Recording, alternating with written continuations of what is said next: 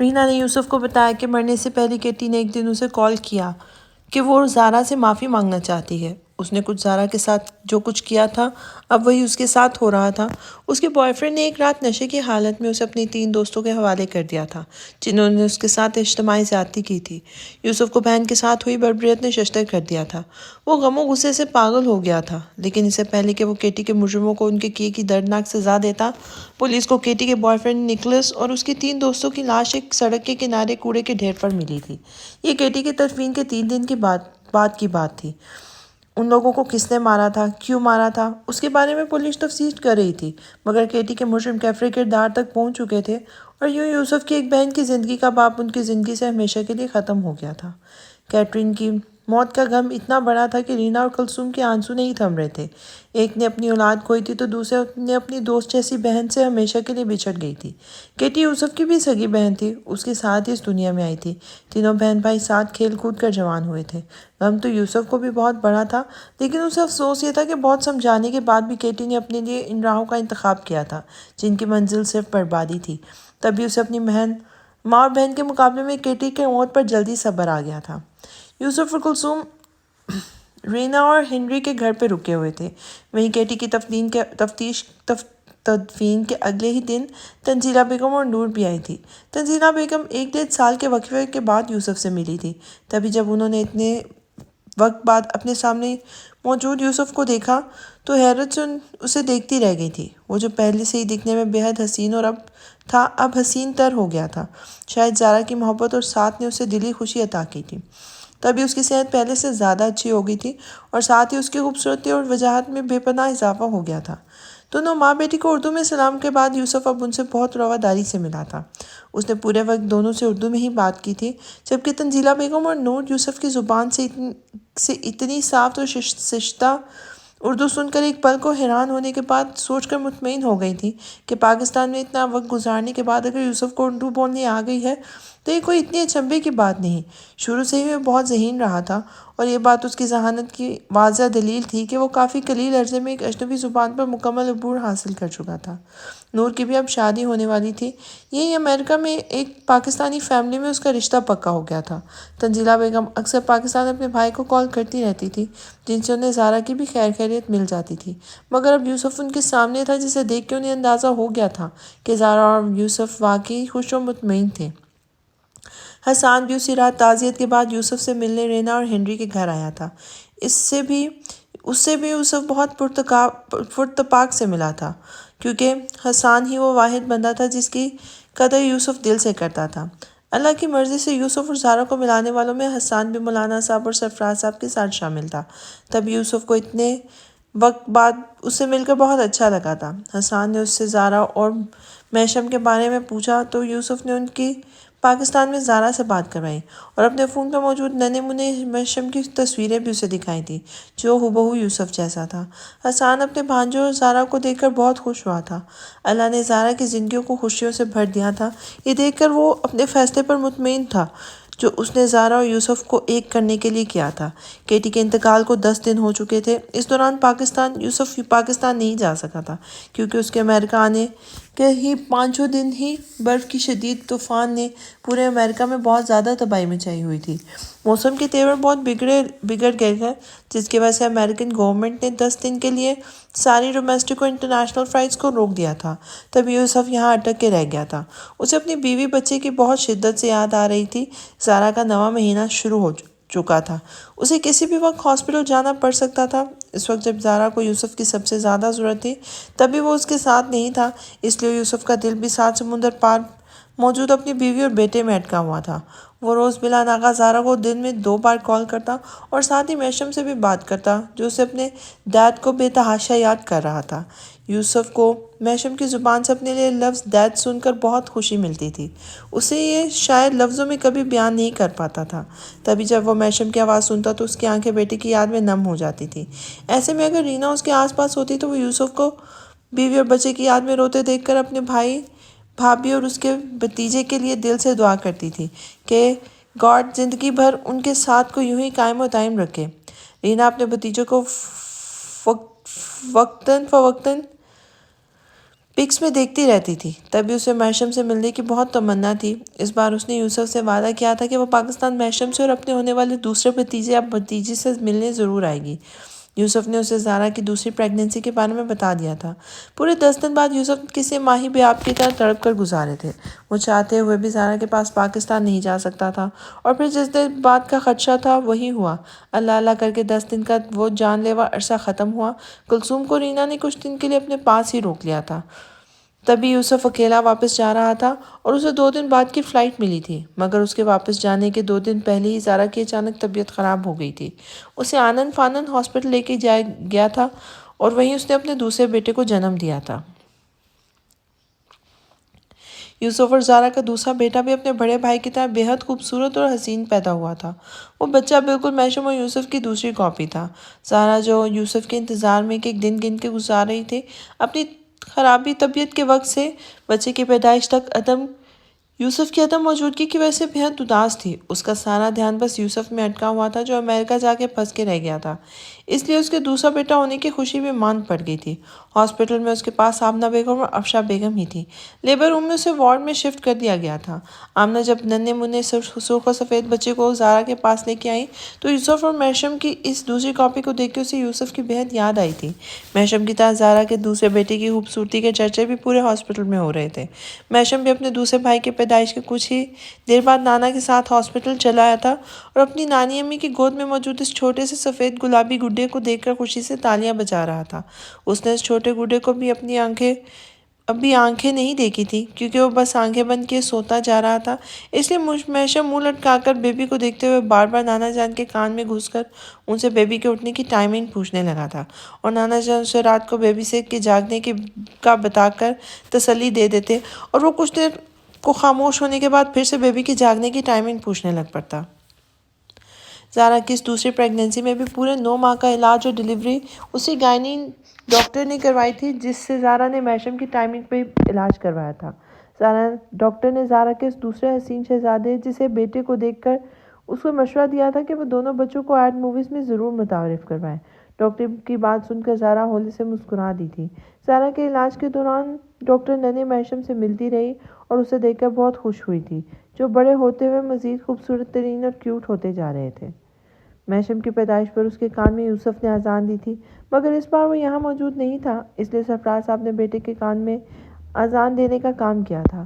میشم کی پیدائش پر فاتح زارے کو دیکھنے نہیں آ سکا تھا، کیونکہ اس وقت خود نائلہ کے یہاں ڈیلیوری ہوئی تھی، مگر میشم کی پیدائش پر فاتح نے جانے کیا سوچ کر بہن کو دیکھنے چلا آیا تھا۔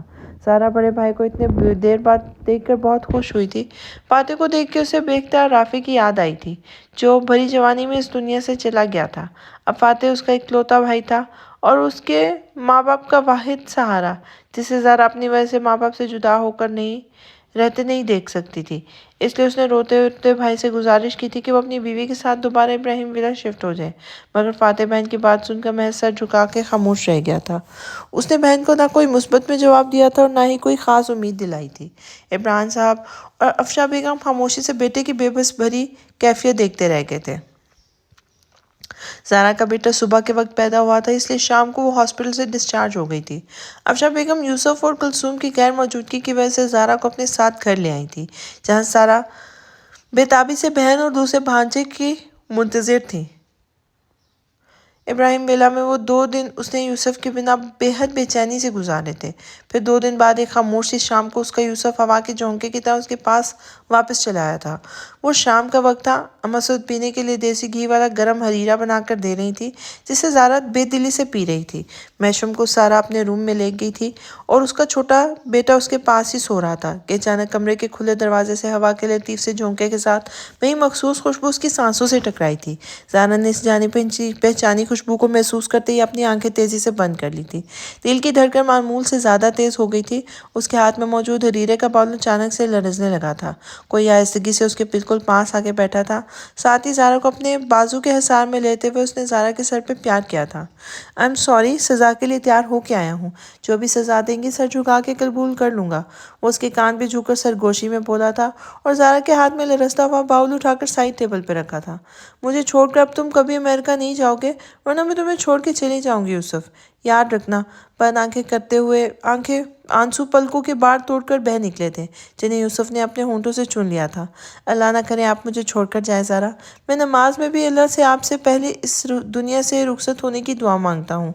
आपके बिना तो मैं वैसे ही मर जाऊँगा। मैं जानता हूँ आप मुझसे खफा हैं, मगर प्रॉमिस अब आपको छोड़कर कहीं नहीं जाऊँगा। यूसुफ ने उसकी खूबसूरत ब्राउन आंखों में झांकते हुए कान पकड़कर कहा था।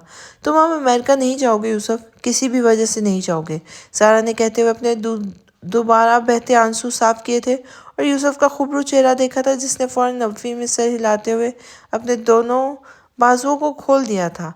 ज़ारा उसके सीने से जा लगी थी।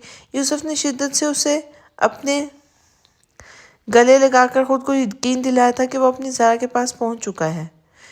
नहीं जाऊंगा आपको छोड़कर, फिर चाहे अमेरिका का सदर ही मुझे पर्सनली फ़ोन क्यों ना करे, यूसुफ ने शरारत से ज़ारा के सर को चूमते हुए कहा था और फिर ज़ारा के पास ब्लैंकेट में सोए अपने नन्हे शहजादे के चेहरे पर ब्लैंकेट हटाया था। अरे वाह ज़ारा, ये तो मेरा और मेशू का दूसरा एडिशन है। वाह, मेरा छोटा सा बेबी कितना प्यारा है ना ये ज़ारा। यूसुफ ने बेड पे सोए बेटे पर झुककर वो पूरे शौक से कहा और प्यार से उसकी पेशानी को चूम लिया था और सीधे हुए दोबारा सारा को अपने साथ लगा लिया था। हाँ, ये आप दोनों जैसा है, बिल्कुल सब यही कह रहे हैं। मुझ पर तो बिल्कुल नहीं गया ये वाला भी। सारा यूसुफ के सीने पर चेहरा रख के बैठ गई थी और उसने मुंह बनाकर कहा था, कोई बात नहीं, नेक्स्ट वाला आपके जैसा होगा। Don't lose hope my love. Yusuf ने ज़ारा के बालों को हल्के से खींचते हुए उसका चेहरा ऊपर उठाया था और उसके खूबसूरत गहरी आंखों में देखते हुए शरारत से कहा था, जबकि यूसुफ के खूबसूरत चेहरे को तकती ज़ारा की आंखों में हैरत उतर आई थी। डोंट टेल मी यूसुफ, तुम मुझसे तीसरे बच्चे की बात कर रहे हो। पहले तो तुम्हें दूसरे पर भी एतराज़ था, अब तीसरे तक पहुंच गए। इतना फैलने की ज़रूरत नहीं है। पता है ना कि ख्वाबनगर में बस 2 बेडरूम है। ज़ारा ने फ़ौरन से उसे जिताया था। मगर एक नया रूम जो आपने बनवाया है वो किस दिन काम आएगा? यूसुफ ने ज़ारा के बालों को एक हाथ से संवारते हुए बड़े आराम से ज़ारा को मशवरा दिया था। वो मेहमानों के लिए है। ज़ारा ने उसे बताना ज़रूरी समझा था। हाँ, सिर्फ तब तक जब तक मेहमान घर में मौजूद हों, वरना वो तीसरे वाले के ही काम आएगा। वैसे मेरा मैशू कहाँ है? मेरी आंखों की ठंडक, मेरे दिल का सुकून। कितने दिन से उसे नहीं देखा मैंने। यूसुफ ने उसे समझाने के साथ मैशम के बारे में भी इस्तफसार किया था और ज़ारा उससे अलग होते उसे देखकर उसे आंखें दिखाने लगी थी।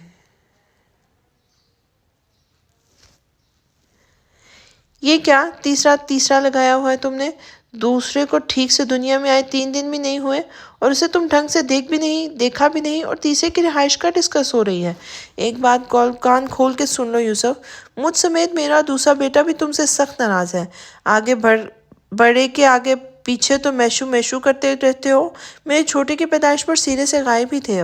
अब भी उसके सामने उसके बजाय तीसरे की बात कर रहे हो। मैं साफ बता रही हूँ यूसुफ, मैशम के पीछे तुम मेरे इस बेटे को इग्नोर किया ना तो मैं तुमसे बात नहीं करूँगी। ज़ारा ने यूसुफ को धमकाते हुए कहा, जो उसकी बात सुनकर बौखला गया था और ज़ोर ज़ोर से नफ़ी में सर हिलाने लगा था। ऐसे मत कहीं ज़ारा, ये दोनों मेरे दिल के टुकड़े हैं। मैं भला अपने एक बेटे को कम और एक को ज़्यादा क्यों चाहूँगा? मैशू की तरह ये भी मेरा बेटा है। पूरे 9 महीने मैंने इसकी आमद का इंतज़ार किया है। हालात अगर ऐसे ना बिगड़ते तो यकीन करें मैं इसकी पैदाइश से पहले कभी आपको अकेला छोड़कर नहीं जाता। ये भी मेरे सामने ही पैदा होता। मगर खैर, मैं अब आपकी सारी शिकायत दूर कर दूंगा। इस छोटू को अब आप मेरे हवाले कर दें। यूसुफ ने ज़ारा के बिगड़े तेवर देखकर जल्दी जल्दी कहा था और अपने सोए हुए बेटे को गोद में लेकर उसके नन्हे हाथे को चूमने लगा था। ज़ारा ने यूसुफ का घबराया बुखलाया अंदाज देखकर अपनी बेसाख्ता और बढ़ती मुस्कुराहट का गला बड़ी मुश्किल से घोंटा था। रहने दो बस, मेरे सामने मोहब्बत के मुजाहरे मत करो। लेकिन मुझे आगे से भी कभी लगा ना कि तुमने मेरे बच्चों में फ़र्क किया है तो मुझसे बुरा कोई नहीं होगा। ज़ारा ने उसकी तरफ से रुख मोड़ते हुए कहा था, क्योंकि यूसुफ का चेहरा देख के उससे अब मुस्कुराहट रोकनी मुश्किल हो रही थी, जो हैरत से उसे देखते हुए मुसलसल ये सोच रहा था कि अपने 2 साल के बेटे को दी गई 2 साल की मोहब्बत वो अपने 2 दिन के बेटे और अपने 2 दिन के बेटे को एक साथ एक ही वक्त में कैसे दे सकता था। इसका दूसरा बेटा भी ना अभी उसकी मोहब्बत को समझ सकता था और ना ही मैशम की तरह उसकी मोहब्बत भरे सवालों का जवाब मोहब्बत भरी एक प्यारी सी किस से दे सकता था, जबकि अपने दूसरे बेटे से उसकी पहली ही मुलाकात थी। وہ سب اپنے نئے گھر میں شفٹ ہو گئے تھے جو کہ ان کے خواب نگر سے سارا بڑا اور کھلا ڈلا تھا۔ یہ ڈبل سٹوری ایک خوبصورت اور پیارا سا گھر تھا جو خواب نگر سے 20-25 منٹ کی مسافت پر واقع تھا اور شہر سے بھی قریب تھا۔ ان سب کو خواب نگر اور شہر آنے جانے میں بہت آسانی ہو گئی تھی۔ گھر کے نچلے فلور پر 6 کمرے تھے۔ انہی کمروں میں سے ایک بڑا سا ہال شامل تھا۔ نیچے کی طرف اوپری فلور پر 6 کمرے ہی تھے۔ ان سب بھائیوں نے اپنے بیڈ روم کے اوپری فلور کو چن لیا تھا، یہاں تک کہ میوسف، مہمش سمیت تینوں خرگوشوں نے بھی اپنے لیے الگ الگ کمرے لیے تھے، جبکہ جزا میشم نے نیچے فلور پر ہی رہنے کو ہی ترجیح دی تھی۔ انہوں نے نیچے ایک قدرے بڑے اور کشادہ کمرے کو اپنے بیڈ روم کے لیے سلیکٹ کر لیا تھا۔ گھر کافی وقت سے بند تھا، تبھی انہوں نے شفٹنگ سے پہلے گھر میں پینٹ اور فرش پر بچھے ماربل کی پالش کے بعد صفائی دھلائی کا کام اور باقی کے دوسرے کام بھی کروا لیے تھے، جس میں پانی کی لائن کی مرمت کے ساتھ پورے گھر کے نل چینج کروانے سے لے کر نئے سرے سے لائٹنگ کا اچھا انتظام، فرنیچر کی پالش اور گھر کے روم میں قالینوں کی بچھانے کا کام بھی شامل تھا۔ کچن کے بھی نئے سرے سے سیٹنگ کی گئی تھی۔ سارا سامان بھی خواب نگر سے شفٹ کر کے یہاں اپنی جگہ پر سیٹ کیا جا چکا تھا۔ سب کام مکمل ہونے کے بعد ہی وہ گھر میں شفٹ ہوئے تھے، مگر پھر بھی یہاں آنے کے بعد انہیں گھر میں اپنی پسند کی چیزیں اپنی اپنی جگہ سیٹ کرتے ہوئے بھی مزید ایک ہفتہ لگ گیا تھا۔ یہاں آ کر انہوں نے گھر کی ضرورت کے مطابق بھی کافی فرنیچر، کراکری اور خوبصورت شو پیسز وغیرہ خریدے تھے، جس سے گھر کی رونق میں 4 چاند لگ گئے تھے۔ گھر کی بناوٹ کچھ اس طرح کی تھی کہ گھر کا مین گیٹ کھولتے ہی دائیں طرف ایک بڑا سا لان شروع ہوتا تھا اور بائیں طرف چھوٹا سا پورٹیکو۔ بیچ میں گھر کے اندر کی طرف جانے والی پتلی سی روش تھی، جس کے اختتام پر گھر کا اندرونی دروازہ تھا۔ دروازہ گھر کے اندرونی ہال میں کھلتا تھا، جسے انہوں نے ڈرائنگ روم کے طور پر سیٹ کیا تھا۔ ہال کے دائیں طرف اور بائیں طرف 2 کمرے تھے اور ایک کمرہ بائیں سائڈ اندر کی طرف تھا، جو اوپر کو جاتی سیڑھیوں کے اختتام پہ بنا ہوا تھا۔ یہی روم جزا اور میشم نے اپنے لیے سیٹ کیا تھا۔ انہوں نے ہال کے بائیں طرف بنے ایک کمرے کو ٹی وی لاؤنج اور ایک کو اسٹڈی روم کی شکل دی تھی، تو بائیں طرف والے ایک کمرے کو انہوں نے ڈرائنگ روم بنا لیا تھا، جس کے بالکل ساتھ ہی کچن بنا ہوا تھا۔ اس کمرے کے پاس بنا کمرہ قدرے چھوٹا اور بند سا تھا، اس لیے انہوں نے جم کا سامان یہاں سیٹ کر لیا تھا۔ جزا اور میشم کا بیڈ روم باقی سب کمروں سے الگ تھلگ سا تھا اور ہال کے بعد سب سے کشادہ کمرہ تھا۔ گھر کے بائیں طرف بنا لان گھر کی پچھلی سائڈ پر تک جا رہا تھا۔ اوپری فلور پر کمرے گھر کے اگلے حصے پر بنے ہوئے تھے۔ یہاں بھی کمروں کی ترتیب وہی تھی، یعنی دائیں اور بائیں بنے 2 بیڈ رومز سامنے یعنی گھر کی پچھلی طرف تھے۔ اگلے بیڈ رومز کے بیچ ایک خالی بڑا سپیس تھا، جسے انہوں نے ٹی وی لاؤنج کی شکل دے دی تھی۔ ٹی وی لاؤنج کی مرکزی دیوار کے بیچوں بیچ ایک خوبصورت بڑا سا گلاس لگا تھا، جس سے باہر کا ویو بھی صاف دکھائی دیتا تھا۔ غرض یہ کہ گھر بہت خوبصورت تھا اور ان سب کو بہت پسند آیا تھا۔ نئے گھر میں شفٹ ہوتے ہی میشم نے جزا کے لیے ایک دیر عمر کل وقتی ملازمہ کا بھی انتظام کروا لیا تھا، جن کا نام سعیدہ خالہ تھا۔ سعیدہ خالہ میشم کے ہی ایک جونیئر آفیسر کے گھر کا کام کرتی آئی تھیں، مگر میشم نے انہیں زیادہ تنخواہ پر مستقل طور پر جزا کی مدد کے خیال سے اپنے گھر پہ رکھ لیا تھا۔ وہ دن میں گھر کے ملازموں کے کاموں میں جزا کی مدد کرواتی تھی اور میشم کی غیر موجودگی میں جزا کے پاس ان کے روم میں بھی سو جاتی تھی۔ اچھی بھروسے مند عورت تھی۔ اس نے نئے گھر میں شفٹ ہوتے ابھی 2 مہینے ہوئے تھے۔ سب کچھ ٹھیک ٹھاک چل رہا تھا۔ میوسف اور مہمش کی شادیوں میں بھی 2 مہینے رہ گئے تھے۔ پری اور انشا کے گھر پہ بھی زور و شور سے شادی کی تیاریاں چل رہی تھیں، جبکہ خواب نگر میں کنسٹرکشن کا کام مکمل ہونے کی بجائے مزید بڑھتا جا رہا تھا۔ نچلے پورشن پر میشم لاؤنج اور ڈرائنگ روم دونوں کو الگ الگ کروا کے بنوا رہا تھا۔ ساتھ ہی اس نے جم کے پیچھے سے ان کے ساتھ ایک بڑا سا روم بنوایا تھا۔ جم والے روم کو وہ چھوٹی سی اسٹڈی کی شکل دینا چاہتا تھا۔ یہ اسٹڈی یہاں اس کے ڈیڈ بنوانا چاہتے تھے، مگر اس کی ماں کی ضد پر یہ کام ادھورا رہ گیا تھا۔ کچن کا سپیس بھی وہ پیچھے برآمدے تک بڑھوا رہا تھا۔ ساتھ ہی اسے پیچھے ایک چھوٹا سا کچن گارڈن بھی بنوانا تھا۔ گھر میں بنی لکڑی کی چھت کو بھی اس نے چینج کروا دیا تھا۔ اس گھر کی چھت اینٹوں، سیمنٹ اور گارے کی ہی بن رہی تھی، جیسا کہ زارا اس گھر کے چھت کو بنوانا چاہتی تھی۔ نچلے پورشن میں اب کل ملا کر 7 کمرے بن رہے تھے۔ میوسف اور میشم کے روم کو بڑا کرنے کے ساتھ ہی میشم نے تینوں خرگوشوں کے روموں کو صرف نماز کے لیے وقف کر دیا تھا۔ مہمش میوسف کے ساتھ تینوں خرگوشوں کے لیے بھی اوپری فلور پر ہی بیڈروم بن رہے تھے۔ محشم نے جو اندازہ لگایا تھا گھر کی کنسٹرکشن میں اس سے زیادہ پیسہ اور وقت لگ رہا تھا۔ تبھی اس کا ارادہ تھا کہ اب وہ مہوش اور محسم کی بیویوں کو رخصت کروا کے اسی گھر میں لے آئے گا۔ پھر یہ مہوش محسم کی شادیوں سے 1.5 مہینے پہلے کی بات تھی۔ محشم کو ان دنوں سر کھجانے کی بھی فرصت نہیں تھی اور اسی پہ وہ اپنے ایک آفیشیل کام سے لاہور گیا تھا۔ جب جزا کو تھکاوٹ اور نقاہت کے ساتھ تیز بخار نے بھی آ لیا تھا، گھر میں سیدہ بیگم کے سوا کوئی بھی نہیں تھا۔ تینوں خرگوش اپنے کالج میں تھے اور مہوش اپنے انسٹیٹیوٹ جا چکے تھے۔ جزا کو سیدہ خالہ کے ساتھ بازار جانا تھا، مگر وہ اپنی بگڑتی طبیعت کی وجہ سے جا ہی نہیں سکی۔ حالانکہ وہ کچھ دن پہلے بھی اپنی طبیعت ڈاؤن محسوس کرسی رہی تھی، مگر اس نے سوچ کر زیادہ دھیان نہیں دیا کہ شاید کام کے لوڈ اور تھکاوٹ کی وجہ سے ہو رہا ہے۔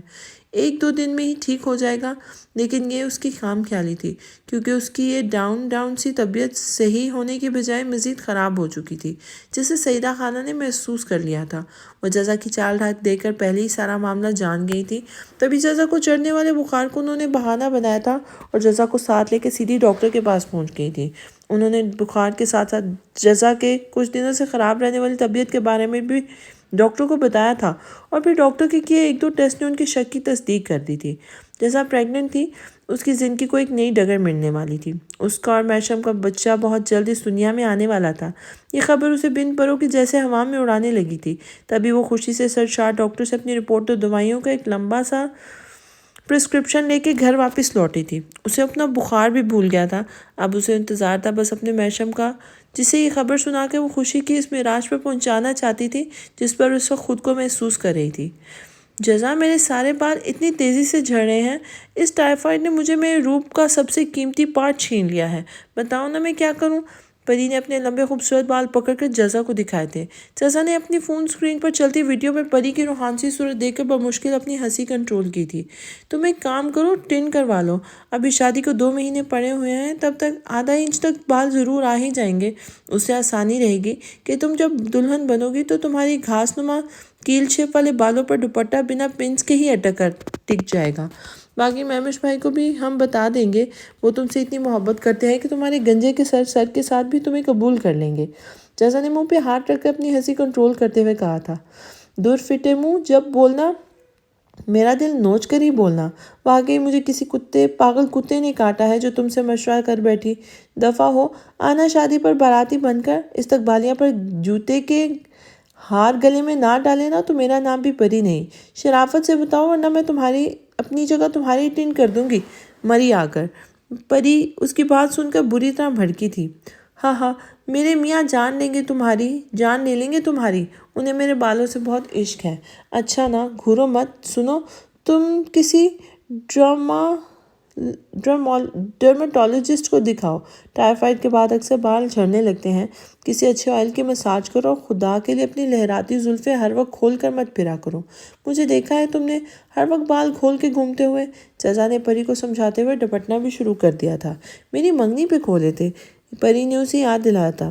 ہاں، صرف محشم کی فرمائش پر، انہیں میرے کھلے بال بہت زیادہ پسند ہے، بلکہ میں تو جوڑا باندھ کے ہی آ رہی تھی، مگر انہوں نے عین وقت پر خود ہی جوڑا کھول دیا، مجبوراً مجھے بال کھول کر آنا پڑا تھا۔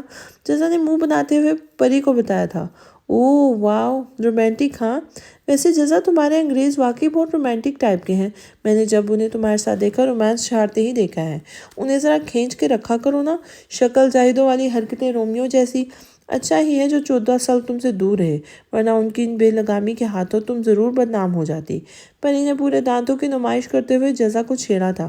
بکو مت، بے شرم کہیں کی، کوئی اپنی جیٹ کے متعلق ایسی باتیں کرتا ہے، اور یہ کہ تم مہمر کی طرح میرے میاں کے رومانس پر نظر رکھنے لگی ہو۔ خبردار جو ہماری محبت کو نظر لگائی تو۔ اچھا، یہ سب چھوڑو، اب ایک کام کی بات سنو، جس کے لیے میں نے تمہیں کال کیا تھا۔ اصل میں مجھے تم سے ایک مشورہ چاہیے تھا۔ جزا نے جھیم کر پری کو ڈانٹ پلاتے ہوئے آخر میں جھاڑ کر جھجکتے ہوئے کہا تھا۔ ہاں تو بولیے نا جیٹھانی جی، کیا بات ہے؟ پری نے ناک چڑھا کر جزا سے پوچھا تھا۔ پری، وہ مجھے محشم کو کچھ بتانا ہے، مطلب کہ میں وہ ڈاکٹر کے ہاں گئی تھی کل، تو انہوں نے مجھے بتایا کہ میں اور محشم ہمارا پری جزا بتاتے ہوئے جھجک رہی تھی۔ سیدھے بولا نا، میں خالہ پلس چاچی بننے والی ہوں۔ پری نے جزا کی ہچکچاہٹ دیکھتے ہوئے آنکھیں سکیڑ کے اسے گھورا تھا اور پھر زور سے ہنستے ہوئے ایکسائٹڈ سی ہو کے بولی تھی۔ جزا حیرت سے اس کی شکل دیکھتی رہ گئی تھی۔ تو تمہیں کیسے گیس کیا؟ جزا نے پوری حیرت سے پوچھا تھا۔ یہ جو تم پری میں اتنے پر لگا رہی ہو نا، مطلب بولتے ہوئے اتنا ہچک رہی ہو، اس سے میں کیا کوئی بچہ بھی سمجھ جائے گا کہ معاملہ گڑبڑ ہے؟ اب شرافت سے بتاؤ، خالہ کم چاچی بنانے کی مٹھائی تم کوریئر کر رہی ہو یا میں آؤں میری، اور مجھے کلاکند ہی کھانی ہے؟ اس سے کم پر کمپرومائز نہیں کروں گی، پری نے چہکتے ہوئے کہا تھا۔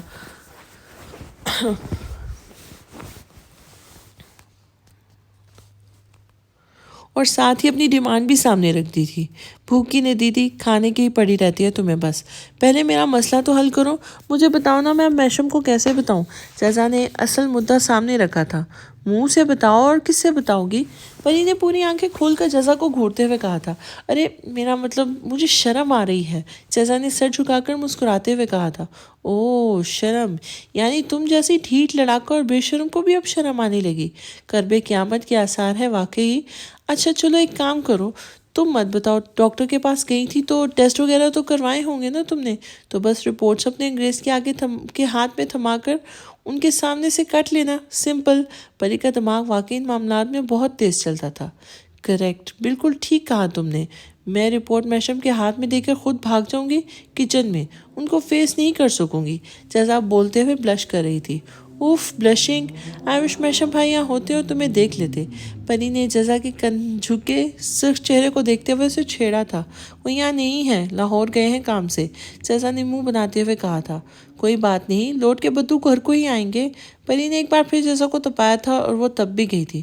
میشم سے کہوں گی کہ تم انہیں بدو کہتی ہو، اور مہمش بھائی کو بھی بتاؤں گی، دیکھنا، جزا نے خطرناک تیوروں سے پری کو گھور کر کہا اور کال بند کر دی تھی۔ یوسف کی واپسی کے دوسرے دن ہی آمنہ بیگم یوسف سے ملنے چلی آئی تھی۔ کلثوم ابھی امریکہ میں ہی تھی، انہیں رینا کے ساتھ 2 مہینے بعد واپس لوٹنا تھا۔ زہرا نے اس بار بھی اپنے دوسرے بیٹے کا نام رکھنے کی ذمہ داری آمنہ بیگم اور افشا بیگم کو دے دی تھی۔ یوسف کو اردو ناموں کی اتنی سمجھ نہیں تھی، سوائے اپنی زہرا، میشم اور سارا کے سوا وہ صحیح تلفظ سے کسی کا نام نہیں بول پاتا تھا، اس لیے اپنے بچوں کے نام رکھنے کا حق اس نے دادا کو دے دیا تھا، زہرا کو دے دیا تھا۔ زہرا میشم کا نام رکھ چکی تھی، مگر دوسرے بیٹے کا نام اس نے پہلے سے ہی طے نہیں کیا تھا، اس بار لڑکی کی امید لگائے ہوئے تھی۔ اس نے اپنے دوسرے بیٹے کے لیے جس نے نام سوچے تھے وہ سب کے سب لڑکیوں کے تھے۔ آمنہ بیگم اور افشا بیگم نے باہمی مشورے سے اس کے دوسرے بیٹے کا نام مہمش ابراہیم رکھا تھا، جو میشم سے ملتا جلتا بھی تھا اور اس کے معنی بہت اچھے تھے۔ مہمش ایک مشہور ولی کا نام تھا، نام کافی الگ اور یونیک تھا، اس لیے زہرا کو بہت پسند آیا تھا۔ اس نے فوراً اپنے دوسرے بیٹے کا یہی نام ڈن کیا، مگر یوسف کو یہ نام بہت مشکل لگ رہا تھا۔ اس کا اظہار بھی اس نے اسی رات میں اپنے بیڈ پر زہرا کے سامنے کر دیا تھا۔ میرے بیٹے کا اتنا مشکل نام آپ لوگوں نے جان بوجھ کر رکھا ہے نا زہرا؟ میری اردو ویسے ہی بہت اچھی ہے، اور آپ لوگوں نے چھان کر میرے بیٹوں کے نام اتنے مشکل رکھے ہیں۔ مہمش کو گود میں لیے میشم کو اپنے ہاتھوں سے کھانا کھلا رہا تھا، جس نے اتنے دن باپ کو دیکھنے کے بعد اسے لاڈ اٹھوانے شروع کر دیے تھے۔ تو کیا نام رکھتی؟ ایڈورڈ، ٹام، ایڈمن، رابن یا پھر رائن؟ زہرا نے شرارت سے مسکرا کر یوسف کو دیکھا تھا، جو زہرا کی بات سن کر منہ لٹکا کے بیٹھ گیا تھا۔ میں نے کب کہا یہ نام رکھیں، مگر آسان نام بھی تو رکھے جا سکتے ہیں نا؟ یوسف نے اپنی گود میں موجود مہمش کے چلتے ہاتھوں کو چوم لیا تھا، جو باپ کی گود میں پڑا انگڑائیاں لے رہا تھا۔ مثال کے طور پر کون سا نام؟ زہرا نے اپنی بالوں کی چٹیاں کی صورت باندھتے ہوئے ایک آئی برو اٹھاتے ہوئے پوچھا تھا۔ جیسے یوسف اور میشم، یوسف نے پھر سوچتے ہوئے انداز میں کہا تھا۔ ہاں شکر ہے تم نے میرا نام نہیں لیا۔ سارا ہنستی ہوئی بیڈ پہ چلی آئی تھی اور یوسف کے ہاتھ سے چمچ لے کر میشم کو چاول کھلانے لگی تھی۔ یوسف یہ نام بہت آسان ہے، مہمش، جسٹ لائک کشمش، زہرا نے مسکراتے ہوئے کہا تھا۔ کشمش کیا ہوتا ہے؟ یوسف نے ناسمجھی سے پوچھا تھا۔ کشمش مطلب ریزنز، زہرا نے میشم کا منہ صاف کرتے ہوئے آرام سے کہا تھا۔ واٹ؟ آپ میرے بیٹے کا نام بگاڑ رہی ہیں زہرا، اس کا نام ڈرائی فروٹ سے میچ کر رہی ہیں۔ اب میرے بیٹے کا نام اتنا بھی مشکل نہیں ہے، میں ٹرائی کروں گا۔ مہمش، آئی گاٹ اٹ رائٹ، ہاں؟ حامی، یہ میرا حامی ہے، یوسف نے بڑی ایکسائٹیڈ لہجے میں بولتے ہوئے گود میں لیٹے بیٹے کو اٹھا کر زور سے چوم لیا تھا، جو باپ کے شیو چومنے پر گھبرا کر فوراً ہی ہاتھ پیر مارتا चिल्लाता अपनी मुनमुनी सी आवाज़ में रोने लगा था। बेटे का रोना सुनकर ज़ारा ने गुस्से से यूसुफ को देखा था और झपट कर महविश को उससे छीन लिया था। "तू मेरे महविश से बिल्कुल प्यार नहीं करती यूसुफ", ज़ारा ने मुंह बनाते हुए कहा था और महविश को कंधे से लगाकर चुप करवाने लगी थी। जबकि बीवी के तेवर देखने के बाद उसकी बात सुनकर यूसुफ का मुंह एक बार फिर लटक कर रह गया था। हालांकि ज़ारा के अपने दूसरे बेटे के लिए हसासियत देख के वो हर वक्त महविश को गोद में उठाए रखता था, क्योंकि ज़ारा को लगता था कि यूसुफ महविश को महविश से ज़्यादा मोहब्बत देता है। और यूसुफ की मजबूरी ये थी कि वो किसी भी तरह ज़ारा को ये समझा नहीं पा रहा था कि अपने छोटे गुड्डे जैसे बेटे से बेहद मोहब्बत थी उसे।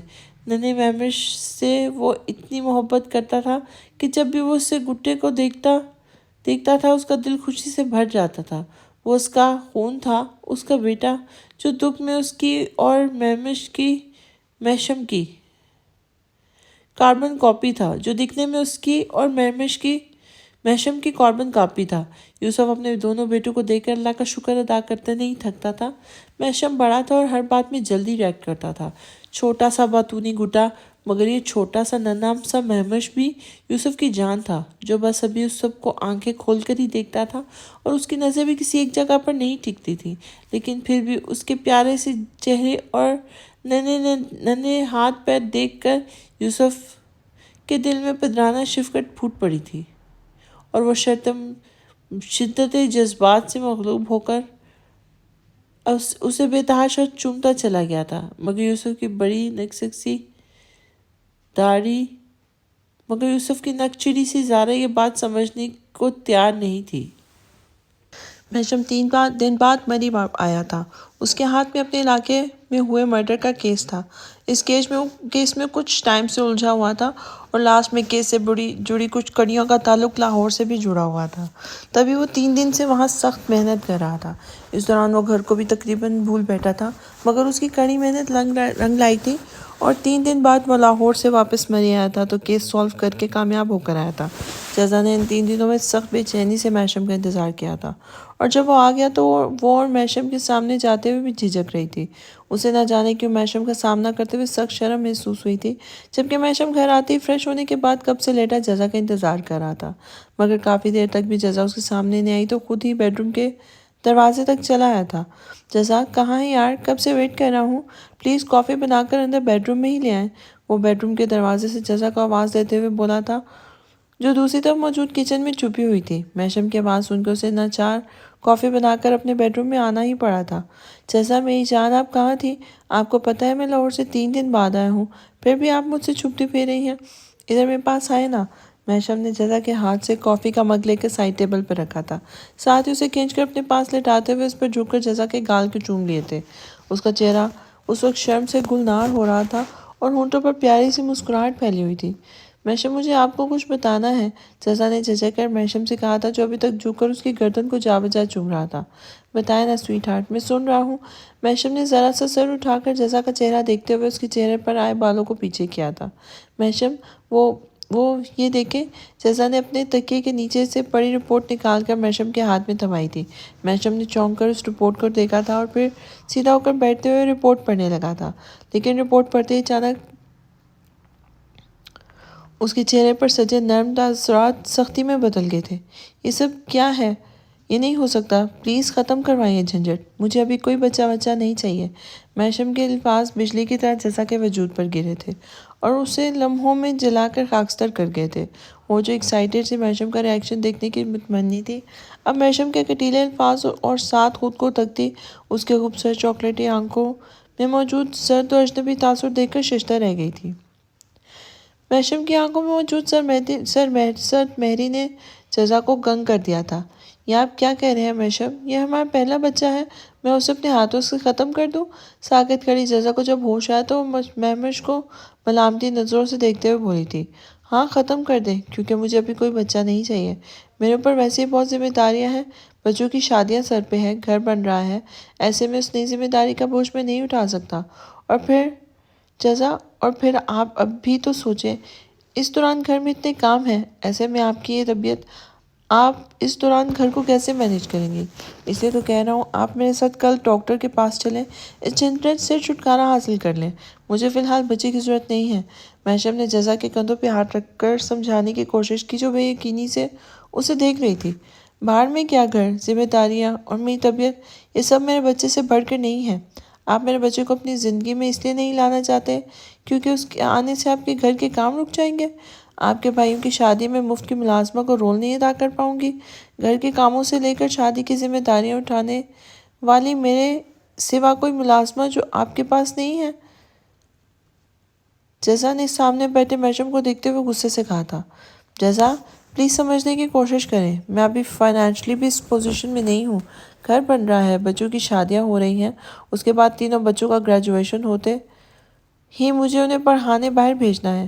میری ساری سیونگز اینڈ ہو جائیں گی، پھر میں بچے کے لیے کیا کر سکوں گا؟ آج کل 2.5-3 سال کے بچے کی بھی اچھی سکولنگ کے لیے لاکھوں چاہیے، اور پھر اچھی ٹیوشن کے سوا اور بھی ہزاروں طرح کے خرچے ہوتے ہیں۔ میں کم سے کم 6-7 سال تک ابھی بچے کے سوچ نہیں سکتا۔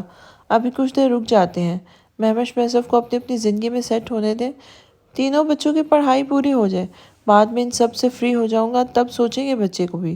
کون سا بہت دیر ہو گئی ہے، اور تینوں خرگوش ہمارے پاس موجود تو ہیں، یہ بھی تو ہمارے بچے ہیں۔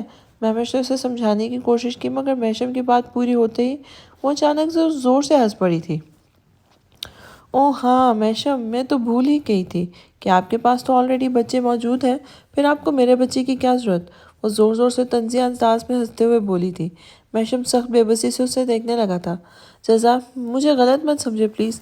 محشم نے اس کے کندھے پہ ہاتھ رکھتے ہوئے مزید کچھ کہنا چاہا، مگر اس کے دونوں ہاتھوں سے اپنے کندھوں پر سے جھٹکتے ہوئے اٹھ کھڑی ہوئی تھی۔ آپ کی خود غرضی اور مفاد پرستی کی کوئی انتہا بھی نہیں ہے مسٹر محشم ابراہیم۔ مجھے ہمیشہ سے لگتا تھا کہ میں آپ کی زندگی کی دوسری ترجیح ہوں۔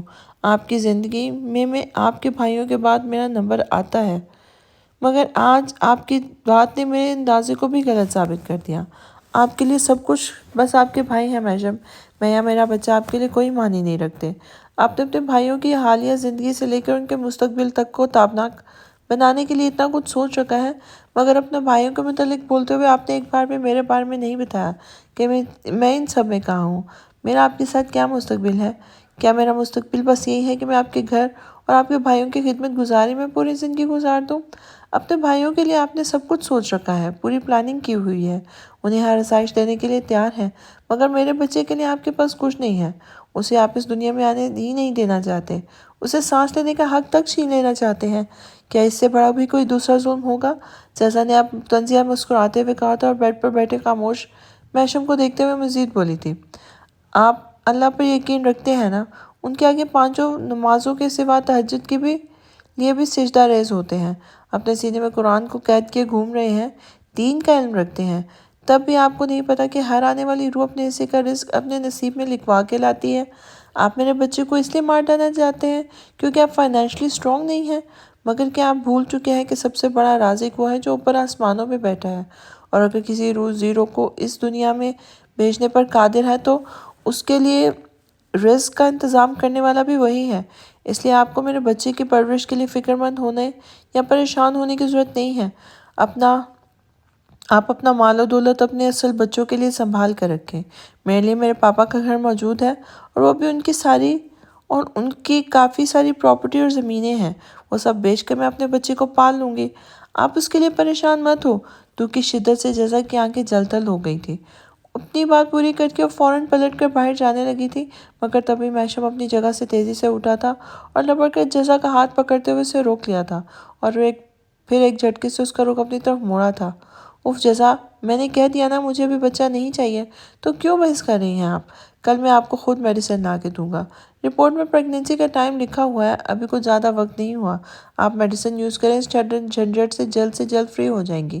محشم نے اس بار قدرے سختی سے بولا تھا، اس پر جزا کی باتوں کو کوئی اثر نہیں ہوا تھا۔ جھنجھٹ نہیں ہے یہ مسٹر محشم ابراہیم، جھنجھٹ نہیں ہے، اولاد ہے میری جسے آپ بار بار جھنجھٹ کہہ رہے ہیں۔ آپ نے اپنے بھائیوں کو اپنی اولاد کا درجہ دے رکھا ہے۔ آپ کو واقعی بچے کی ضرورت نہیں ہے، مگر مجھے اپنے بچے کی اشد ضرورت ہے، میں اسے ختم نہیں کروں گی۔ آپ میری اولاد کے لیے خود غرضی کا اعلیٰ ترین مظاہرہ کر چکے ہیں، لیکن میں آپ کو اس طرح خود غرض اور خود مفاد پرست نہیں ہوں۔ میں کوئی میڈیسن نہیں لوں گی، سنا آپ نے؟ میں اپنے بچے کو اپنے ہاتھ سے نہیں مار سکتی، کوئی ماں اتنا بڑا گناہ نہیں کر سکتی۔ جزا نے محشم کی شرٹ کا کالر پکڑ کر ہذیانی انداز میں چیختے ہوئے کہا تھا، اور اس بار محشم کو بھی اس پر سخت غصہ آیا تھا۔ تبھی اس نے اپنے سامنے کھڑی جزا کے بالغ ہاتھ کی مٹھی سختی سے دبوچ کر دوسرا ہاتھ اس کے کمر میں ڈالا تھا اور اسے جھگڑنے والے سٹائل میں اپنے ساتھ لگا کر دانت پیستے ہوئے بولا تھا، لسن ٹو می مسز جزا محشم ابراہیم، مجھے بار بار اپنی بات دہرانا پسند نہیں ہے۔ مجھے ابھی بچے کی ضرورت نہیں ہے تو نہیں ہے، اس لیے ہم مزید کوئی سین کریٹ کیے بنا اس بحث کو جتنا جلدی ہو سکے ختم کر دیں۔ آپ وہی کریں گی جو میں کہوں گا، ورنہ مجھے بھی اپنی بات اچھی طرح منوانا آتی ہے۔ اگر اپنی بات منوانے کے لیے میں اپنی اصلیت پر اتر آیا تو یقیناً آپ کو پسند نہیں آئے گا۔ وہ جو اتنی دیر سے جزا کو سمجھانے کی کوشش کر رہا تھا، اس کی تلخ و ترش باتوں کو برداشت کر رہا تھا۔ جزا کے اس قدر شدید ریاکشن کو دیکھنے کے بعد اسے جزا کے ساتھ سختی سے پیش آنا پڑا تھا، جو شاکڈ سی کھڑی پھٹی پھٹی آنکھوں میں بے بسی لیے بس اسے ہی دیکھے جا رہی تھی۔ اپنی بات پوری کر کے محشم نے ایک جھٹکے سے اسے اپنی گرفت سے آزاد کیا تھا۔ 14 سال کا طویل عرصہ تھا محشم آپ کے پاس۔ 14 سال آپ کے پاس یہ فیصلہ کرنے کو کافی نہ تھے کہ آپ کو مجھے اپنی زندگی میں رکھنا ہے یا نہیں۔ آنی کے انتقال کے بعد سے لے کے اپنے بھائیوں کے لیے باپ کے ساتھ ان کی ماں بھی بن چکے ہیں۔ آپ نے اپنی زندگی اپنے بھائیوں کے لیے وقف کر دی ہے، تو پھر مجھے اپنے ساتھ کیوں باندھ کے رکھا ہے؟ پاپا نے سال بھر پہلے آپ کو خلا کا نوٹس بھی بھجوایا تھا، اس وقت ہی آپ نے مجھے زندگی سے نکال کے کیوں نہیں پھینک دیا؟ کم سے کم آج میں اس کنارے کسی کنارے تو لگی ہوتی۔ آپ کے ساتھ تو ہر وقت مجھے اپنی زندگی سمندر میں بہتے کسی بے مایا تنکے جیسی محسوس ہوتی ہے، جو نہ جانے کب آپ کی صفاقی بھرے فیصلوں کے بھنور میں ڈوب کر اپنا وجود کھو بیٹھے۔ آپ کو شادی یا بیوی کی ضرورت نہیں تھی محشم ابراہیم، کسی کی زندگی برباد کرنے کا آپ کو کوئی حق نہیں تھا۔ جزا نے ڈپ ڈپائی آنکھوں سے محشم کو دیکھتے ہوئے جسے اپنے کہا تھا، جسے اپنے جارحانہ رویے کے بعد اس آنکھوں میں آنسو دیکھ کے ندامت ہوئی تھی۔ اس کا دل جزا کے ان بھرے نین کٹوروں کو دیکھ کر ان میں ڈوبنے لگا تھا، وہ ایک بار پھر کمزور پڑنے لگا تھا۔ جزا میری جان، ایسے مت کہیں، میں آپ سے شدید محبت کرتا ہوں۔ آپ کو خود سے کیسے الگ کرتا؟ آپ کے بنا تو میں مر جاتا۔ آپ کے بنا میری زندگی کا کوئی تصور ہی نہیں۔ بہت پیار کرتا ہوں، بہت چاہتا ہوں آپ کو، کیوں نہیں سمجھتے آپ؟ محشم نے گہری سانس لے کے خود کو کنٹرول کرتے ہوئے جزا کے آنسو صاف کیے تھے اور پھر اسے اپنے ساتھ لگانا چاہا تھا، مگر وہ جارحانہ انداز میں اسے پیچھے دھکیل کر زور سے چیخی تھی، نہیں کرتے آپ مجھ سے محبت۔ آپ صرف اپنے بھائیوں سے محبت کرتے ہیں، اس کے بعد خود سے محبت کرتے ہیں۔ آپ خود کو چاہنے والے ایک خود غرض انسان ہیں۔ محبت کرنے والے آپ جیسے نہیں ہوتے محشم ابراہیم۔ آپ مجھ سے میری محبت، میری زندگی کی سب سے بڑی خوشی کو چھین کر اپنی خود غرضی کی نظر کرنا چاہتے ہیں۔ میں آپ کے لیے کچھ نہیں ہوں، نہ ایک کزن، نہ ایک بیوی۔ آپ نے مجھے اپنے گھر میں اسی لیے رہنے کی اجازت دی ہے کہ دن بھر میں کسی نوکرانی کی طرح آپ کے گھر کی دیکھ بھال کر سکوں، آپ کے بھائیوں کی خدمت کروں اور رات کو آپ کے آنے کے بعد کسی طوائف کی طرح بستر پر آپ کا دل بہلاؤں۔ جزا نے چیخ چیخ کر بولتے ہوئے آخر میں اپنے لیے جو لفظ استعمال کیے تھے اسے سن کرنا چاہتے ہوئے محشم کا ہاتھ اس پہ اٹھ گیا تھا۔ اس نے ایک زوردار تھپڑ جزا کے منہ پہ مارا تھا، جو اس کے ہاتھ کے بھاری تھپڑ سے لڑکھڑا کر دوبارہ بیڈ پہ گر گئی تھی۔ بدتمیز، اپنی زبان کو لگام دیں، ورنہ یہ زبان ہی کھینچ لوں گا۔ محشم کی دھار پر بستر پہ پڑی جزا نے گردن موڑ کر زخمی نظروں سے اسے دیکھا تھا، جو اب شدید طیش میں اپنی پیشانی کے بال مٹھی میں بھینچے کمرے سے ادھر ادھر چکر لگانے لگا تھا۔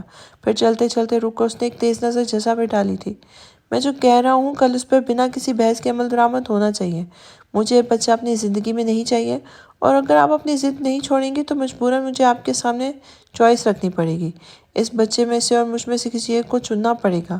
اب یہ آپ پر ڈیپینڈ کرتا ہے کہ آپ اپنے شوہر اور بچے میں سے کس کو چنتی ہے۔ محشم بھر میں سے کہتے ہوئے پلٹ کر کمرے سے باہر نکل گیا تھا، مگر جزا کی سنجیدہ ٹھہری ہوئی آواز پر اس کے بڑھتے قدم رک گئے تھے۔ میں اپنے بچے کو چنوں گی محشم، مجھے نانا جان نے یہاں اس لیے بھیجا تاکہ آپ میرا سہارا بن سکیں۔ ان کے کہنے پہ ہی میں آپ کو اپنا واحد سہارا سمجھ کے آپ کے پاس خود چلی آئی تھی۔ آپ کی مرضی ہو نہ ہونے کے باوجود زبردستی آپ کی زندگی میں شامل ہو گئی، آپ کی ہر بات کو برداشت کیا، آپ کی ذرا سی التفات کو محبت سمجھنے لگی، آپ کو اپنا مان کر خود سے زیادہ چاہنے لگی۔ مگر دیکھے نا میری نادانی، میں بھول گئی تھی کہ آپ تو کبھی میرے تھے بھی نہیں۔ میں ہمیشہ آپ کو اپنا مانتی رہی اور یہ سوچ کر خود کو مطمئن کرتی رہی کہ بھلے میں ہی آپ کی زندگی کی دوسری ترجیح صحیح، مگر ہوں تو آپ کی زندگی کا حصہ نہ۔ مگر یہاں بھی میں غلط ثابت ہوئی۔ میں آپ کی زندگی میں کوئی اہمیت نہیں رکھتی۔ آپ کو اپنا ماننے کی خوش فہمی میری زندگی کی سب سے بڑی غلطی تھی، مگر میں اپنے بچے کو آپ کی ہوئی کسی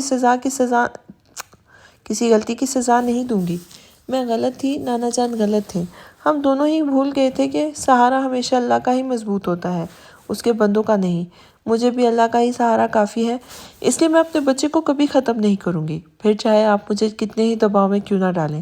جزا نے لمحہ بھر کی دیر کیے بنا قطعی انداز میں اپنا فیصلہ سنا دیا تھا، جبکہ میشم جزا کی باتیں سن کر ششدر رہ گیا تھا۔ اسے امید نہیں تھی کہ جزا اس کی ذات کی اس طرح نفی کرے گی۔ تبھی اس کے دل میں درد کی ایک لہر سی اٹھی تھی، مگر وہ اپنے درد کو ضبط کرتا ہوا پلٹا اور جزا کے سامنے جا کے کھڑا ہو گیا۔ اگر یہ آپ کا آخری فیصلہ ہے تو ٹھیک ہے۔ آپ کو لگتا ہے آپ میری زندگی میں کوئی اہمیت نہیں رکھتی جزا، تو اس کی بھی آپ کو کوئی صفائی دینے کی ضرورت نہیں کروں گا۔ مگر آج آپ نے میرے اور اس بچے کے بیچ میں اپنے بچے کو چن کر یہ ثابت کر دیا کہ میں آپ کی زندگی میں کیا مقام رکھتا ہوں۔ آپ کہتی ہیں کہ آپ نے مجھے اپنا سمجھا، لیکن حقیقت اس کے بالکل برعکس ہے۔ آپ نے کبھی مجھے اپنا نہیں سمجھا۔ آپ نے مجھے اپنا مانا ہوتا تو میری ذات کو اس قدر بے دردی سے ٹھکرا کر اس بچے کو نہیں چنتی، جس کا وجود ابھی اس دنیا میں نہیں آیا۔ اس لیے مسز جزا میشم ابراہیم، کر لیں اپنی ضد پوری۔ مگر آج کے بعد ایک بات اچھی طرح اپنے ذہن میں بٹھا لیجیے گا کہ اگر آپ نے میری بات کی نفی کرتے ہوئے اپنی ضد پوری کرنے کے لیے اس بچے کو جنم دے بھی دیا، تو میں نہ زندگی بھر اس بچے کو قبول کروں گا، نہ وہ میری محبت پا سکے گا۔ پھر مجھ سے شکایت مت کیجیے گا، میں آپ کے بچے سے لا تعلقی اختیار کر کے خود غرضی کا ثبوت دیا ہے۔ میشم نے شہادت کی انگلی جزا کو دکھاتے ہوئے کہا، تبھی اس کا فون بجنے لگا اور میشم نے سائڈ ٹیبل پہ پڑا اپنا فون اٹھایا، پھر اسکرین دیکھتا ہوا خود پلٹ کر کمرے سے نکلتا چلا گیا تھا، بنا یہ دیکھے کہ جزا اس کے زبان سے نکلے لفظوں سے پتھر کی بن چکی تھی۔ وہ گھر سے نکل کر سیدھا زین کے پاس جا رہا تھا، جس کا قید کا یہ آخری دن تھا۔ آج وہ زین کو رہا کر کے اس کے گھر واپس بھیجنے والا تھا، کیونکہ اس کے فون پہ بلال کی کال آئی تھی جو اس سے زین کے ملنے کی بابت پوچھ رہا تھا، اور میشم نے اسے زین کے ملنے کی خوشخبری بھی دے دی تھی۔ تبھی وہ گھر سے اب زین کے پاس جا رہا تھا۔ زین کی قید کے دوران ماموں کی پوری فیملی اس کے لیے بہت پریشان تھی۔ ان 3 مہینوں میں انہوں نے زین کو ڈھونڈنے کی ہر ممکن کوشش کر لی تھی۔ پھر ماموں کی فیملی سمیت زین کے دوستوں کی فیملیز نے بھی پولیس کمپلین کر دی تھی۔ پولیس نے مری پولیس سے کانٹیکٹ کیا تھا۔ اتفاق سے مری کے جس ہوٹل میں زین اور اس کے ہوٹل دوست رکے تھے، وہ علاقہ میشم کے تھانے کے انڈر آتا تھا، اس لیے لاہور پولیس نے سیدھا ان سے کانٹیکٹ کیا تھا۔ میشم کی بات بھی پولیس سے ہو گئی تھی۔ اس نے انہیں اپنے بھرپور تعاون کا ساتھ یقین دلایا تھا اور ساتھ ہی وعدہ کیا تھا کہ زین سمیت اس کے سارے دوستوں کو جلد سے ڈھونڈنے کی کوشش کرے گا۔ جب زین کی گمشدگی کا کیس اس کے سامنے آیا تھا تو اس نے بلال کو کال کر کے انجان بنتے ہوئے زین کے بابت دریافت کیا تھا، تاکہ جب وہ زین کو آزاد کرے تو بلال سمیت سب کو یہی لگے کہ میشم کی نالج میں بھی یہ کیس آ چکا ہے اور اس کی انوالومنٹ کے بعد ہی زین انہیں دوبارہ سے ملا ہے۔ لاہور جانے کے بعد بھی بلال اور ماموں لوگوں سے ملا تھا۔ وہ ماموں کے گھر نہیں جاتا تھا، اس لیے اس نے وقار بھائی بلال اور ماموں کو اسی ہوٹل میں بلا لیا جس میں وہ رکا ہوا تھا۔ اس نے ماموں سے کہا تھا کہ وہ بہت جلد زین کو ڈھونڈ لے گا۔ اب بلال کی کال بھی اسی لیے آ رہی تھی اور وہ اسے بات کرتے ہوئے ڈرائیونگ کر رہا تھا۔ یہ اور بات ہے کہ بلال سے بات کرتے ہوئے بھی اس کا ذہن ابھی کچھ دیر پہلے اپنے اور جزا کے بیچ ہونے والے جھگڑے کے گرد ہی گھوم رہا تھا۔ آج جزا نے اسے بہت تکلیف دی تھی۔ کچھ دیر پہلے جو باتیں جزا نے اسے کہی تھی وہ میشم کے دل کو درد کا پھوڑا بنا چکی تھی۔ حالانکہ وہ جانتا تھا اس نے جزا سے جو مطالبہ کیا تھا وہ بھی سراسر غلط تھا۔ جزا کا ریاکشن بالکل جائز تھا، وہ اپنی جگہ بالکل ٹھیک تھی۔ یہ اس کا پہلا بچہ تھا اور اس کی زندگی کی پہلی خوشی تھی جسے وہ اسے چھین لینا چاہتا تھا۔ یہ جزا کے ساتھ واقعی زیادتی تھی۔ وہ اپنے بچے کا دشمن نہیں تھا، ہاں، مگر وہ اپنی جگہ مجبور ضرور تھا۔ اس وعدے سے جو اس نے اپنی مرتی ہوئی ماں سے کیا تھا، اس نے اپنے ماں سے وعدہ کیا تھا کہ وہ ہمیشہ اپنے بھائیوں کو خود سے زیادہ اہمیت دے گا۔ زندگی کے کسی مقام پہ وہ کبھی انہیں اکیلا نہیں چھوڑے گا۔ ان کے لیے وہ جو کچھ کرے گا وہ سب کچھ کرے گا جو اس کے ڈیڈ اپنے بچوں کے لیے کرنا چاہتے تھے۔ اس لیے ماں باپ کے مرنے کے بعد اس کا پورا فوکس بس اپنے بھائیوں کی زندگی پر رہا تھا۔ وہ پہلے اپنے ہر بھائی کو اپنی جگہ سیٹ کرنا چاہتا تھا۔ وہ اپنے بھائیوں کے ساتھ اپنی ذات کو بھی فراموش کے سامنے اپنے ذات کو بھی فراموش کر چکا تھا، اور یہ بھی سچ تھا کہ اگر وہ بچپن سے جزا سے نکاح کے بندھن میں بندھا نہ ہوتا تو اپنے بھائیوں کی وجہ سے شادی بھی نہیں کرتا۔ مگر مشکل یہ تھی کہ وہ جزا سے بچپن سے جڑ چکا تھا، اور جزا وہ لڑکی تھی جس کے ساتھ اس کا دل کا رشتہ اس مضبوطی سے جڑا تھا کہ وہ اس کے بنا مر تو سکتا تھا مگر جی بالکل نہیں پاتا۔ اس لیے وقت و موقع کے باوجود بھی اس بار بھی ڈال جیسی جزا سے اپنا تعلق توڑ نہیں پایا تھا۔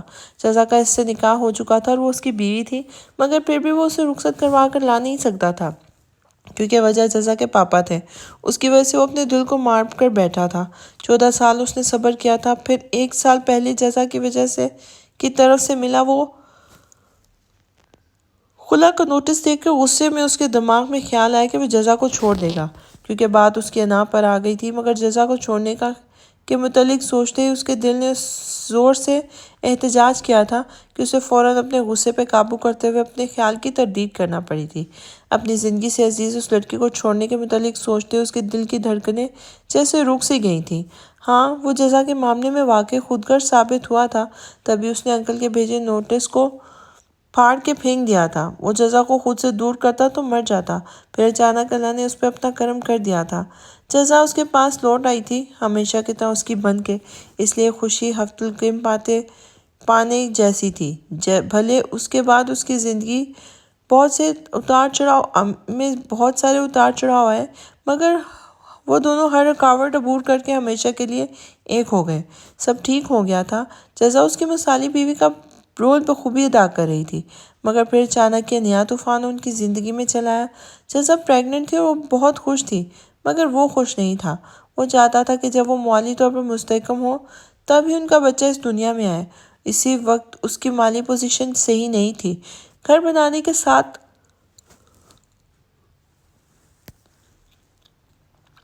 اسے بڑے اور اعلیٰ پیمانے پر بھائیوں کی شادیاں کرنی تھی۔ اس کے بعد تینوں خرگوشوں کو پڑھنے کے لیے ملک سے باہر بھیجنا تھا۔ ان کی پڑھائی پر بھی بہت پیسہ خرچ ہونا تھا، جس کا اس نے الگ سے حساب لگا کر اور رقم بالکل الگ کر کے رکھ دی تھی۔ اس رقم کو وہ ہاتھ بھی نہیں لگانا چاہتا تھا۔ اس کے سوا اس کی باقی سیونگ شادیوں اور گھر میں لگ جانی تھی، اور ایسے میں وہ بالکل صفر ہو کے رہ جاتا۔ اس طرح کے حالات میں اگر ان کا بچہ اس دنیا میں آ جاتا تو وہ نہ ہی تو اسے کوئی سہولت دے سکتا تھا اور نہ ہی کوئی آسائش مہیا کر سکتا تھا۔ اس لیے وہ کچھ وقت رکنا چاہتا تھا، اور یہی بات اس نے جزا کو بھی سمجھانی چاہیے تھی، مگر وہ اس بات کو سمجھنے کے لیے تیار نہیں تھی۔ اس نے غصے میں محشم سے جو باتیں کہی تھی وہ باتیں محشم کا دل چیرنے کو کافی تھی۔ وہ خود کو محشم کی دل لگی کا سامان سمجھتی تھی، اس کی محبت کو ہوس سمجھتی تھی۔ محشم کی بے لوث محبت، اس کی دیوانگی، اس کے عشق کو جزا نے ہوس بنا دیا تھا۔ جزا محشم ابراہیم کے نزدیک اس کے سچے جذبوں کی کوئی وقت نہیں تھی۔ نہ جانے کیوں جزا کو ہر وقت یہی لگتا تھا کہ وہ محشم کی زندگی میں دوسرے مقام پر ہے، جبکہ ایسا نہیں تھا۔ وہ اپنے بھائیوں سے جان نچھاور کرنے کی حد تک محبت کرتا تھا، مگر یہ بھی سچ تھا کہ جزا بھی اس کی زندگی تھی۔ وہ کسی طور بھی جزا کو اپنی زندگی میں اپنے بھائیوں سے کم نہیں سمجھتا تھا۔ وہ خود بھی مانتا تھا کہ کئی مرتبہ بچوں کے لیے وہ جزا کو نظر انداز کر دیتا تھا، مگر ایسا نہیں تھا کہ اس کی زندگی میں جزا کی کوئی ویلیو نہیں رکھتی تھی۔ اس نے خود کو بار بار اس گھر کی ملازمہ کہا تھا جس کی وہ خود مالکن تھی۔ وہ خود کو محشم کی زندگی کی دوسری ترجیح مانتی تھی، مگر نہیں جانتی تھی کہ محشم ابراہیم کی ذات جزا محشم ابراہیم کے بنا ادھوری تھی۔ کتنی آسانی سے اس نے کہہ دیا کہ محشم اس سے الگ ہونے کا فیصلہ کر لیتا۔ محشم ابراہیم جزا سے الگ ہو ہی نہیں سکتا تھا۔ اسے الگ ہوتا تو اس کی زندگی اس سے روٹ جاتی، مگر وہ غصے میں کچھ نہیں سوچتی تھی۔ وہ محشم سے اتنی جلدی بدگمان ہو جاتی تھی جیسے وہ اس کے لیے کوئی اجنبی شخص ہو جسے وہ سرے سے جانتی ہی نہ ہو۔ اور تو اور اس نے کہا کہ وہ اپنے بچہ شوہر سے زیادہ اہم ہو گیا، جس کا ابھی تک کوئی وجود ہی نہیں تھا، جو دنیا میں آیا بھی نہیں تھا۔ محشم نے صرف جزا کو باز رکھنے کے لیے اس کے سامنے چوائس رکھی تھی کہ وہ شاید اسے ڈر سے گھبرا کر چپ ہو جائے گی، مگر کیونکہ عورتیں عموماً اس معاملے میں کافی حساس ہوتی ہیں، ان کے لیے شوہر اور بچے یکساں اہمیت کے حامل ہوتے ہیں، بلکہ کچھ وفادار بیویوں کے لیے شوہر بچوں سے بھی اوپر ہوتا ہے۔ اس لیے اگر زندگی کے کسی موڑ پہ ایسا وقت کسی عورت پر آتا بھی ہے تو وہ اس مقام پہ آ کے ٹوٹ جاتی ہے۔ مگر جزا نے کیا کیا؟ اس نے بنا لمحے کی دیر کیے محشم یعنی اپنے شوہر کو ٹھکرا کر اپنے بچے کو چن لیا۔ اپنی ذات کی یہ بے توقیری محشم ابراہیم کا دل ہزاروں ٹکڑوں میں تقسیم کر چکی تھی۔ وہ جزا سے بہت بہت زیادہ خفا تھا۔ ابھی ڈرائیونگ کے دوران بھی اس کا دماغ مختلف سوچوں کے امواج کا بنا ہوا تھا اور وہ تیزی سے ڈرائیو کرنے کی وجہ سے جلدی ہی ذہن کے ٹھکانے پہ پہنچ گیا تھا اور اندر چلا آیا تھا۔ پورا گھر خالی پڑا تھا۔ وہ سب کمرے چیک کرتے ہوئے نماز والے کمرے میں بیٹھ گیا تھا۔ اندر زین اور اس کے دوست نماز پڑھ رہے تھے۔ وہ خاموشی سے کمرے میں پڑی ایک چیئر پر بیٹھ گیا تھا۔ تقریباً 20 منٹ بعد زین نماز سے فارغ ہوا تھا اور محشم کو ایک سائڈ پر بیٹھے دیکھ کے خوش ہوتا اپنی جگہ سے اٹھ کے اس کے گلے لگ گیا تھا۔ السلام علیکم بھائی، کیسے ہیں آپ؟ کہاں رہے اتنے دن؟ آپ کو یاد کر رہا تھا میں۔ زین محشم سے لگ ہوتے ہوئے بولا تھا۔ میں ذرا کام کے سلسلے میں آؤٹ آف اسٹیشن گیا ہوا تھا، محشم جواباً بولا تھا۔ پھر ایک کے بعد ایک زین کے دوست بھی محشم سے ملنے لگے تھے۔ تم لوگوں سے آج بہت خاص بات کرنے آیا ہوں، محشم اپنی جگہ واپس بیٹھتے ہوئے بولا تھا۔ وہ سبھی اس کے سامنے بیٹھ گئے تھے۔ میں آج ہی لاہور سے واپس لوٹا ہوں۔ ایک کیس کے سلسلے میں میرا وہاں جانا ہوا تھا، مگر اس سے پہلے مجھے پتہ چلا کہ تمہارے گھر والوں نے تم لوگ کی گمشدگی کی رپورٹیں پولیس میں جمع کر دی ہیں۔ محشم نے بولتے ہوئے ان سب کا چہرہ دیکھا تھا۔ وہ بھی دھیرے دھیرے انہیں سب باتیں بتاتا چلا گیا۔ میں نے بلال کو کال کر دیا ہے، اسے یہ بھی بتا دیا ہے کہ تم لوگ مل گئے ہو۔ اب میں تمہیں یہاں سے آزاد کرنے آیا ہوں۔ میرے خیال میں 3 مہینے کی قید تمہیں اتنا سکھا چکی ہوگی کہ تم اپنی اس پرانی زندگی میں واپس لوٹنے کے بعد بھی اس گندگی میں رینگنے کی کوشش نہیں کرو گے جس سے تم لوگ پچھلے 3 مہینوں کی محنت کے بعد نکلے ہو، بلکہ اپنے دل میں اپنے اعمال کو بدلنے کی ایسی ہی کوشش کرو گے جیسے یہاں رہ کر کرتے رہے ہو۔ اپنے حصے کی نیکی میں کر چکا ہوں، اب اپنی ذات کو سنوارنا اور بگاڑنا تمہارے ہاتھوں میں ہے۔ میرا جو کام تھا وہ میں پورا کر چکا ہوں، اس لیے تم سب کو یہاں سے آزاد کر رہا ہوں۔ تم لوگ ویا اسلام آباد لاہور کے لیے نکل جاؤ۔ امید کرتا ہوں اب جب تم سے ملاقات ہوگی تم سب سے مل کے مایوسی نہیں ہوگی۔ محشم نے سنجیدگی سے کہا تھا، پھر اپنی والیٹ سے پیسے نکال کر ان پانچوں کی حیران شکلیں دیکھتے ہوئے زین کے ہاتھ میں پیسے تھمائے تھے۔ محشم بھائی، آپ ہمیں یہاں سے بھیجے مت، ہمیں اس پرسکون ماحول اور اس سادہ سی زندگی کی عادت ہو گئی ہے۔ زین کے دوستوں میں یہ باسل نام کا لڑکا تھا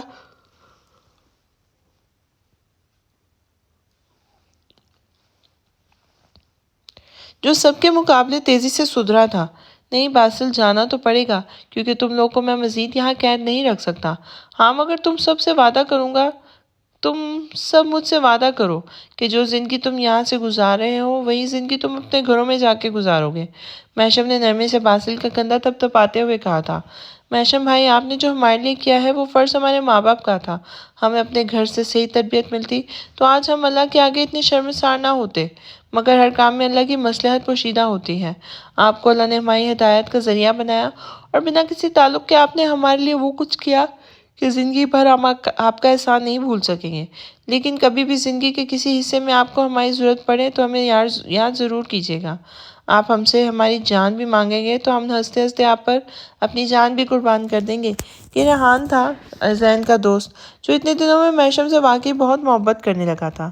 میں اب کیا بولوں محشم بھائی، میرا تو منہ بھی اس قابل نہیں رہا میں آپ کے سامنے سر اٹھا کے بات کر سکوں، کیونکہ میں ہی ہوں جس نے آپ کی عزت کو بری نظروں سے دیکھا، آپ کا سب سے بڑا نقصان کرنا چاہا، لیکن آپ نے پھر بھی مجھے معاف کر کے میری زندگی کو سنوارنے کی کوشش کی۔ اس کے لیے میں زندگی بھر آپ کا مشکور رہوں گا۔ زین سر جھکائے نیچی نظروں سے بولا تھا، مگر محشم اپنی جگہ سے اٹھ کے اسے گلے لگاتے ہوئے اس کی پیٹھ تھپتھپا رہا تھا۔ بھول جاؤ سب کچھ اور ایک نئی زندگی کی شروعات کرو۔ گھر جاؤ، ماموں ممانی تمہارے لیے بہت پریشان ہیں۔ تمہاری اس وقت کچھ وقتی دوری نے ممانی کو بہت بدل دیا ہے۔ انہیں بھی اللہ نے ہدایت سے نواز دیا ہے۔ بلال اور ماموں وغیرہ بتا رہے تھے کہ وہ نماز پڑھنے لگی ہیں، ہر وقت تمہاری یاد میں رو رو کر اللہ کے آگے دعائیں کرتی ہیں، اپنے گناہوں کی معافی مانگتی رہتی ہیں۔ تم گھر جاؤ زین اور ہمیشہ خوش باش رہو، اچھی نیک اعمال والی خوبصورت زندگی گزارو۔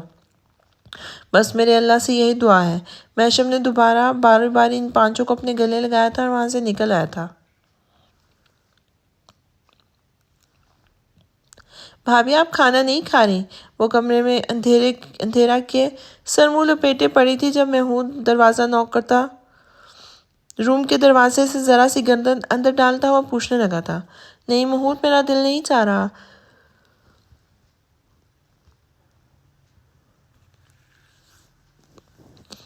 میری طبیعت ٹھیک نہیں ہے، تم لوگ جاؤ کھانا کھا لو، مجھے کچھ دیر ریسٹ کرنے دو، وہ دھیرے سے نکاہت بھری آواز میں بولی تھی۔ اس کی آنکھیں رو رو کر سوج گئی تھی اور آواز بھی رونے کی ویسی قدری بھاری ہو گئی تھی۔ بھابھی آپ کی طبیعت خراب ہے تو ڈاکٹر کو کیوں نہیں دکھایا؟ چلے میں محسود بھائی یا مہمش بھائی سے کہتا ہوں، آپ کو ڈاکٹر کو لے چلتے ہیں۔ محمود دروازہ کھول کر اندر چلا آیا تھا۔ نہیں چندا، میں نے میڈیسن لے لی ہے، تھوڑی دیر ریسٹ کروں گی، بس تم پریشان مت ہو، میں ٹھیک ہوں، تم لوگ کھانا کھا لو، جزا نے دوبارہ سے کہا تھا، مگر محمود کا دل بالکل اس کی بات پر مطمئن نہیں ہوا تھا۔ اس کی بھاری لرزتی آواز سن کر وہ روم سے باہر بھاگا تھا۔ پھر کچھ دیر میں ہی سیدہ خالہ سمیت وہ سارے بھائی جزا کے روم میں چلے آئے تھے۔ محسود نے روم کی لائٹس آن کر دی تھی۔ جزا کی سوجی آنکھیں اور لال چہرہ دیکھ کر وہ سب حیران رہ گئے تھے۔ بھابھی یہ آپ کی آنکھیں کیوں سوج رہی ہیں؟ واقعی آپ کی طبیعت خراب لگ رہی ہے، آپ نے بتایا کیوں نہیں ہمیں؟ رکے میں ڈاکٹر کو کال کرتا ہوں، مہمش بولتا ہوا اپنا فون پر ڈاکٹر کا نمبر لگانے لگا تھا۔ مہمش بھائی میں ٹھیک ہوں، آپ پلیز۔ جیسا کہ بات منہ میں ہی تھی کہ محشم اچانک روم میں چلا آیا تھا۔ کیا ہوا؟ تم سب ایسے کیوں بیٹھے ہو؟ محشم نے ایک چٹنی سی نظر سب پر ڈالی تھی اور جو اسے دیکھ کر فوراً نظر جھکا گئی تھی۔ بھائی آپ واپس کب آئے؟ اچھا ہوا آپ آ گئے، میں ابھی ڈاکٹر کو ہی کال کر رہا تھا، بھابھی کی طبیعت ٹھیک نہیں ہے، دیکھیں آنکھیں کیسے سوج رہی ہیں۔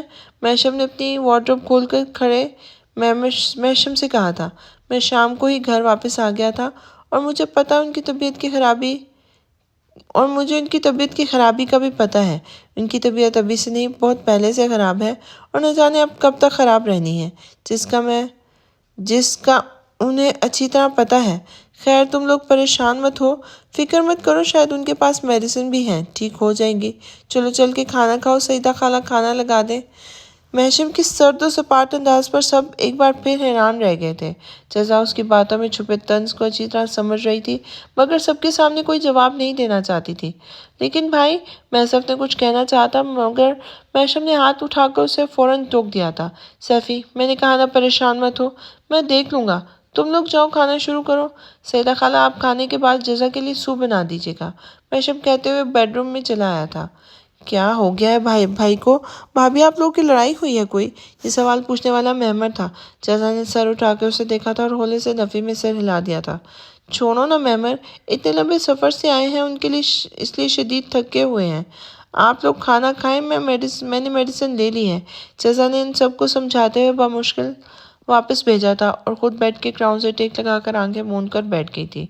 یہ سب میرے وہی برے بھائی ہیں مسز جزا، محشم ابراہیم، جو آپ کی ذرا سی طبیعت خراب دیکھ کر کتنے پریشان ہو گئے تھے۔ ابھی کچھ دیر پہلے میری انہی بھائیوں کے تانے دے رہی تھی نا، جو آپ کی مجھ سے زیادہ فکر کرتے ہیں، آپ کے لیے میں بھی خلاف چلے جاتے ہیں، مجھ سے لڑتے ہیں، مجھ سے زیادہ فکر کرتے ہیں، آپ کے لیے میرے خلاف بھی چلے جاتے ہیں، مجھ سے لڑتے ہیں کہ آپ کو ان کی محبت کا احساس نہیں۔ محشم کی طنزیہ ٹون پر جزا نے آنکھیں کھول کر اسے دیکھا تھا، جو اب نائٹ ڈریس میں ملبوس اپنی شرٹ کی آستینیں فولڈ کرتا ہوا اب بھی اسی کی طرف دیکھنے سے پرہیز کر رہا تھا۔